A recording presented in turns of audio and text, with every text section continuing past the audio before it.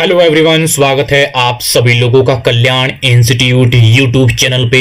इस चैनल के माध्यम से हम बीएड पाठ्यक्रम का विश्लेषण कर रहे हैं और आज हम इस वीडियो के अंतर्गत स्वतंत्रता के बाद पाठ्यक्रम यानी कि करिकुलम में लैंगिक संदर्भ की रूपरेखा को समझेंगे कि किस तरह से स्वतंत्रता के बाद हमारे शैक्षिक जगत में जो करिकुलम है, जो पाठ्यक्रम है, उसमें लैंगिक संदर्भ की क्या रूपरेखा है।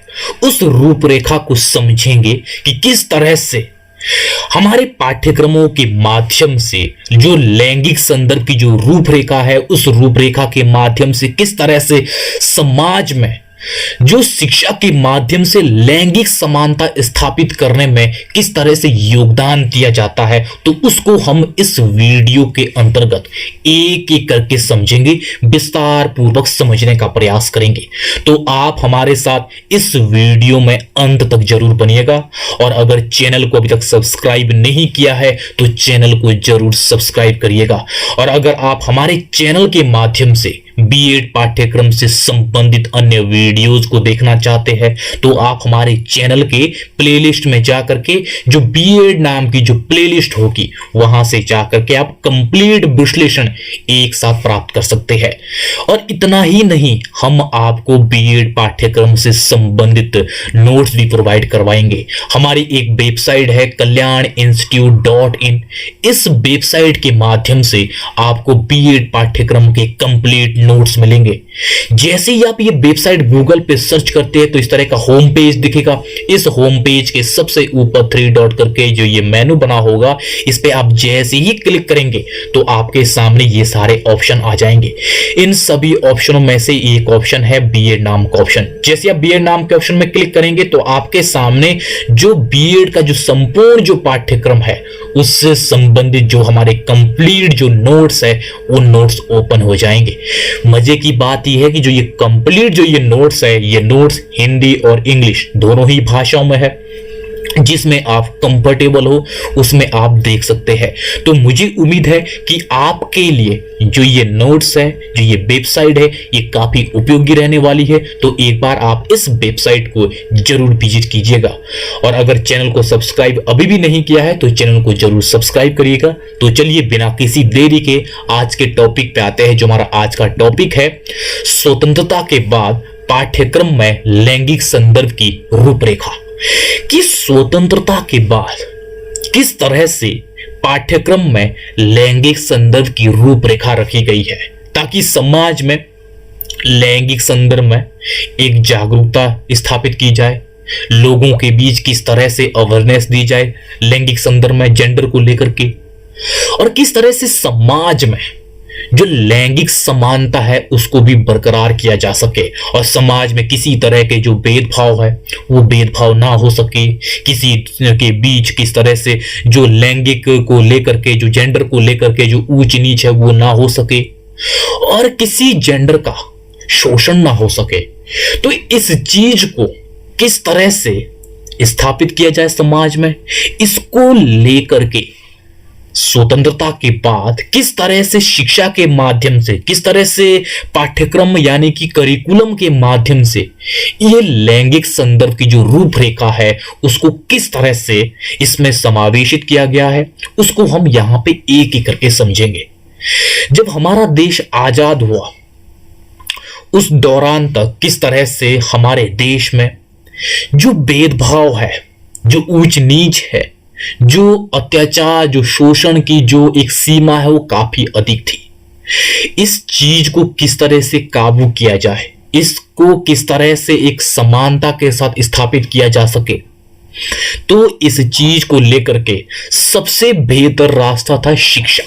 कि शिक्षा के माध्यम से समाज में समानता स्थापित किया जा सके, लोगों को अवेयर किया जा सके ताकि किसी तरह की जो मिथ्या है, जो धारणाएं है, वो चाहे किसी भी जेंडर को लेकर के क्यों ना हो, उन धारणाओं, उन मिथ्याओं को समाप्त किया जाए और लोग तार्किक तरीके से, लोग वैज्ञानिकता के साथ वो सोच सके, समझ सके और कि किस तरह से जो भी कुरीतियां हैं समाज में, वो चाहे समाज में हो, चाहे किसी धार्मिक क्षेत्र में हो चाहे किसी जाति में हो, वो इस तरह की जो मिथ्या है, जो धारणाएं हैं, वो धारणाओं को समाप्त किया जा सके और मानवता के विचारों को इस तरह से अंकुरित किया जा सके लोगों के बीच, जो एक मानवता के तहत वो कार्य कर सके।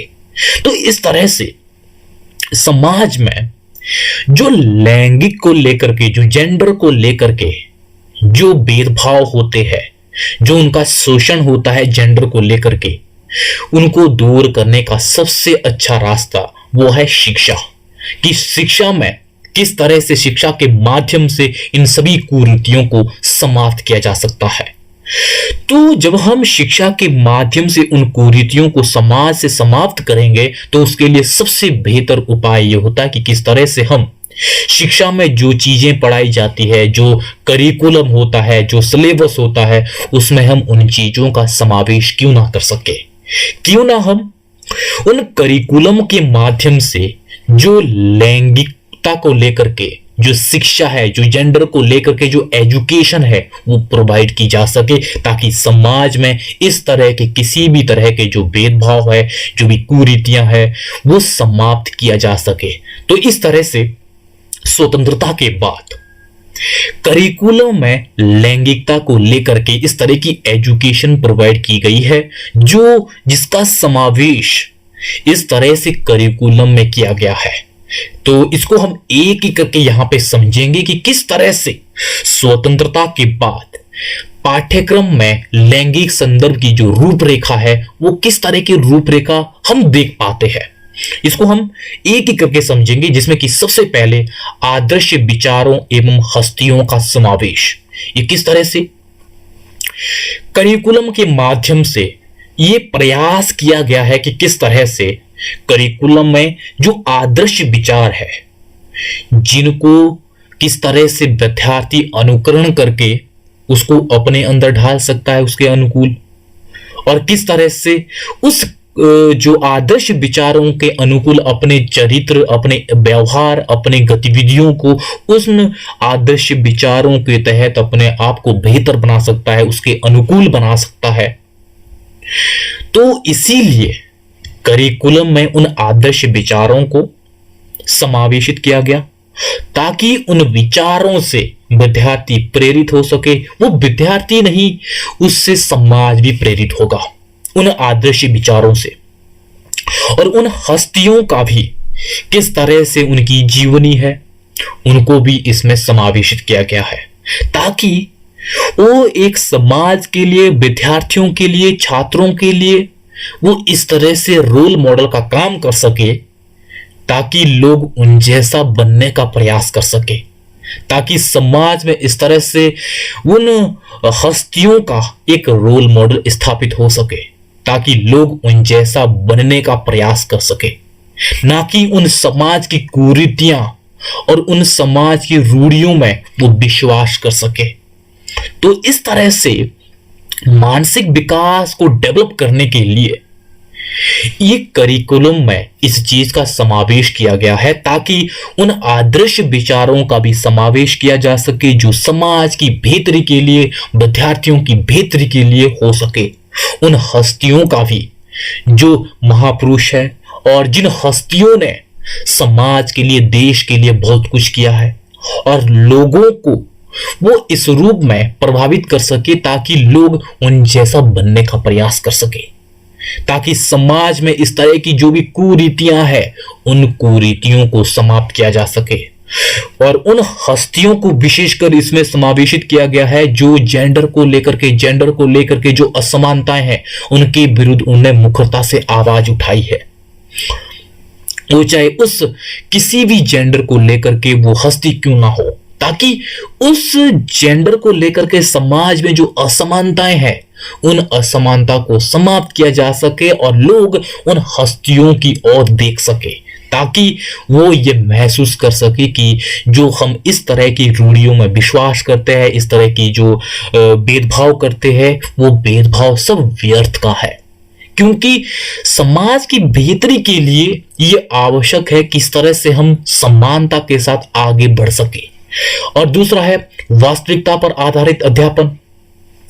वास्तविकता पर आधारित अध्यापन कि किस तरह से इसको भी करिकुलम में शामिल किया गया है। जो भी समाज में वास्तविक घटनाएं हैं, जो भी वास्तविक समस्याएं हैं, उसको लेकर के ये भरपूर प्रयास किया गया है कि किस तरह से उसको करिकुलम में शामिल किया जाए और उसको लेकर के एजुकेशन दी जाए, ताकि विद्यार्थी जो समाज में घटित होने वाली, जो समाज के चारों तरफ जो घटनाएं घटित होती है, उनको लेकर के अवेयरनेस हो सके, ताकि उन घटनाओं के साथ किस तरह से विद्यार्थी डील कर सके और उन घटनाओं के समक्ष उनकी समझ भी विकसित हो सके। तो इस तरह से वास्तविकता पर आधारित अध्यापन, इस चीज पर बल दिया गया है स्वतंत्रता के बाद हमारे करिकुलम के माध्यम से, ताकि लोग समाज के बारे में वो जान पाए कि क्या इसका एक मेन मकसद है और किस तरह से इसको होना चाहिए, क्या इसमें सकारात्मक है, क्या नकारात्मक है। इस रूप में जब लोग सोच पाएंगे तो वास्तव में वो उचित और अनुचित के बारे में जो डिफरेंस है, वो डिफरेंस भली भांति कर पाएंगे। तो इस तरह से जब लोगों का जो मानसिक विकास है, वो मानसिक विकास करिकुलम के माध्यम से होगा, तो ये स्वाभाविक है कि क्या मानवता के लिए आवश्यक है, क्या आवश्यक नहीं है। तो इस चीज को वो बड़ी आसानी से समझ पाएंगे। और तीसरा है वैज्ञानिक दृष्टिकोण का विकास। करिकुलम के माध्यम से ये भरपूर प्रयास किया जाता है कि इस तरह से जो भी चीजें, जो भी नॉलेज विद्यार्थियों को दी जाए, वो नॉलेज वैज्ञानिकता पर आधारित हो, किसी भी भ्रामकता पर आधारित ना हो। वो एक कंप्लीट रूप से उसमें तार्किकता होनी चाहिए। इस तार्किकता एवं वैज्ञानिकता के विकास के चलते विद्यार्थी एक बेहतर नागरिक, बेहतर व्यक्ति बन सकता है। क्योंकि जो समाज में किस तरह से जो कुरीतियां तैर रही है, जो अंधविश्वास, जो रूढ़ियां तैर रही है, उनकी चपेट में विद्यार्थी नहीं आ पाएगा जब उसमें तार्किकता एवं वैज्ञानिकता का विकास होगा। तो इस तरह से भरपूर प्रयास किया जाता है करिकुलम के माध्यम से कि विद्यार्थियों में किस तरह से वैज्ञानिकता का विकास किया जा सके, वो वैज्ञानिकता के आधार पर वो सोच और समझ सके और अपने डिसीजन भी बेहतर ले सके।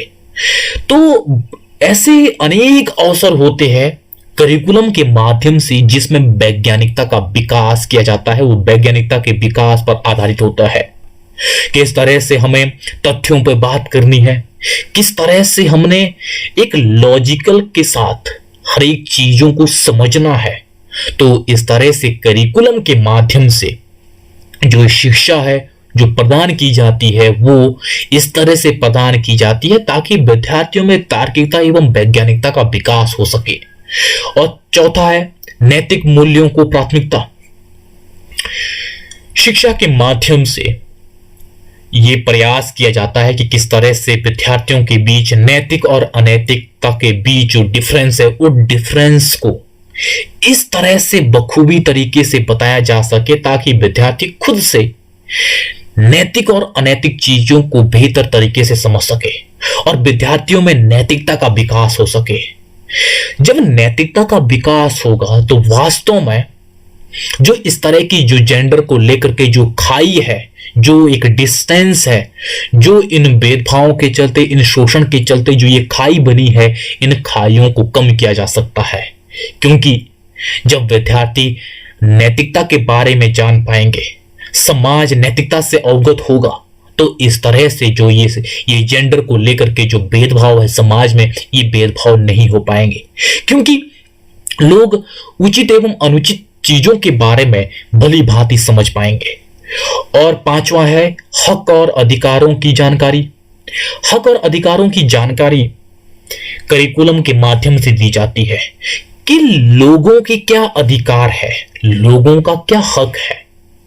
तो इस तरह से जब शिक्षा के माध्यम से ये अवेयरनेस दी जाती है, लोगों को इस संदर्भ में शिक्षा प्रोवाइड की जाती है, तब लोग जागरूक होते हैं। तो इस तरह से क्या उनका हक और अधिकार है, उन हक और अधिकारों के बारे में जब लोग जागरूक होंगे तब लोग अपने हक और अधिकारों को लेने के लिए मजबूर होंगे और लोग इन हक और अधिकारों से वंचित नहीं हो पाएंगे। तो इस तरह से करिकुलम के माध्यम से लोगों को उनके अधिकारों से परिचित करवाया जाता है कि आपके क्या अधिकार है, आपका कोई शोषण नहीं कर सकता है, आपके साथ कोई भी किसी तरह का भेदभाव नहीं कर सकता है, आपका कोई भी जो प्रताड़ना होती है समाज में वो प्रताड़ना नहीं हो सकती है। तो इस तरह से किसी भी तरह के आपके साथ जो ये शोषण है, ये शोषण नहीं हो सकता है, ये भेदभाव नहीं हो सकता है, आपका कोई दमन नहीं कर सकता है। अगर कोई करता है तो उसके विरुद्ध आपके पास क्या अधिकार है, उन अधिकारों के संदर्भ में जब लोगों को नॉलेज दी जाती है तो वास्तव में लोग जागरूक होते हैं और लोग अपने साथ इस तरह के भेदभाव नहीं होने देते हैं। तो इस तरह से जब हक और अधिकारों की लोगों को जानकारी होगी तो ये स्वाभाविक है समाज में जो भेदभाव है, जो कुरीतियां हैं, इनके चलते जो शोषण होता है ये शोषण नहीं हो पाएगा, लोग शोषण से बचेंगे। तो इस तरह से पाठ्यक्रम के माध्यम से हक और अधिकारों की जानकारी दी जाती है जिससे लोगों में अवेयरनेस होती है। तो इस तरह से स्वतंत्रता के बाद पाठ्यक्रम में लैंगिक संदर्भ की ये रूपरेखा है।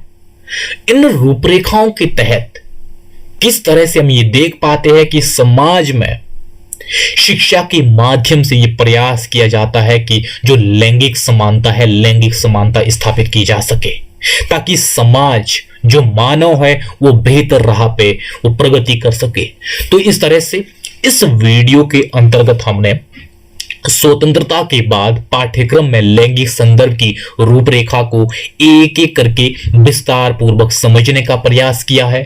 तो मुझे उम्मीद है कि ये आपके लिए जो आज की ये वीडियो है, ये वीडियो काफी उपयोगी रही होगी। अगर चैनल को अभी तक आपने सब्सक्राइब नहीं किया है तो चैनल को जरूर सब्सक्राइब कर दीजिएगा, जिससे कि हमें और ज्यादा इसी तरह से कंटेंट को क्रिएट करने में मोटिवेशन एवं उत्साह मिलता है। तो आप सभी लोगों का बहुत बहुत शुक्रिया।